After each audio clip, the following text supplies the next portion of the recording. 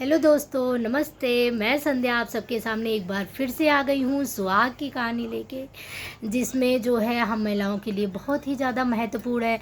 हम लोग बरसाते में, तीज में और बहुत में सुहाग की कहानी कहते हैं, जो अक्सर करके हम लोग भूल जाते हैं। इसलिए मैं कहानी कह रही हूँ। आप लोग कमेंट्स में बताइएगा कि मेरी कहानी कैसी लगी। लाइक भी करिएगा, सब्सक्राइब भी करिएगा, जिससे अन्य महिलाओं के पास मेरी कहानियाँ पहुँच सकें। चलिए शुरू करते हैं। एक बार की बात है, एक साहूकार थे। उनके एक बेटा और एक बेटी थी। बेटे की शादी हो गई थी, तो उनके यहाँ जब एक भिक्षुक आया करते थे भिक्षा मांगने के लिए, पंडित जी आया करते थे। तो जब पंडित जी भिक्षा मांगते थे, तो जब उनकी बहू निकलती थी तो वो कहते थे सौभाग्यवती भव, और जब उनकी बेटी दान देने आती थी तो वो कहते थे आयुष्मती भव। तो ऐसे ऐसे बहुत दिन हो गया, साहूकारनी देखा करती थी। तो उन्होंने पंडित जी से पूछा कि पंडित जी, जब मेरी बहू आती है तो आप उसको सौभाग्यवती भव कहते हैं, और जब मेरी बिटिया आती है तो आप उसको आयुष्मती भव कहते हैं, इसमें क्या राज है?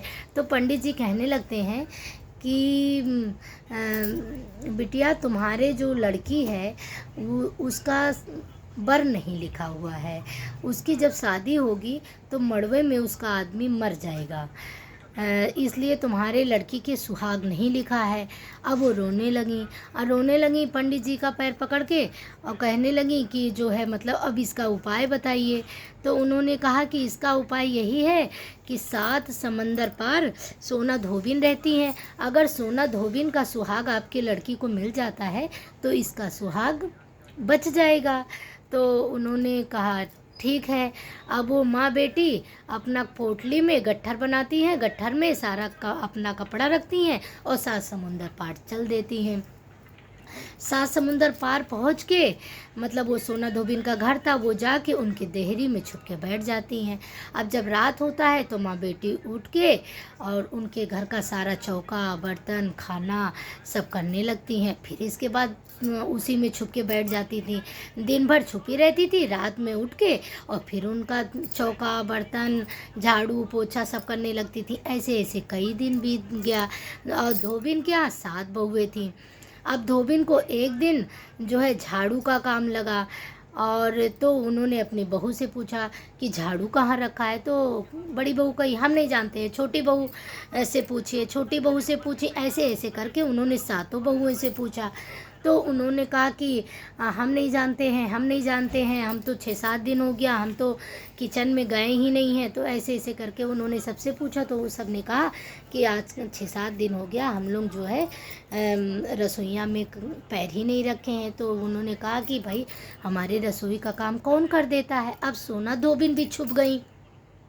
जैसे रात हुआ और ये माँ बेटी निकली, और निकल के और जल्दी जल्दी काम करने लगी। सोना धोबिन इन लोगों को पीछे से पकड़ लेती हैं, और पकड़ लेती हैं और पूछती हैं कि बताओ तुम लोग कौन हो और मेरा सारा काम क्यों कर रही हो? अब वो माँ बेटी रोने लगती हैं, कहती हैं कि हमारे बेटी को जो है सुहाग नहीं लिखा है, अगर आपका सुहाग मिल जाएगा तो हमारी बेटी सुहागिन हो जाएगी। तो उन्होंने कहा अच्छा ठीक है, जाओ अपने यहाँ अपने लड़की का शादी तय करो, और हमारे नाम से एक हल्दी का गांठ का न्योता हमारी तरफ फेंक देना, जिससे हम समझ जाएंगे और हम सुहाग देने चले आएंगे। साहूकारनी वहाँ से चल देती है बेटी को लेके। अब जो है यहाँ पहुँचती है, अपने घर आती है, शादी तय करती है, और शादी तय करने के बाद धोबिन के नाम का एक जो है गांठ हल्दी फेंक देती है। अब जब फेंक देती है और धोबिन वहाँ से आती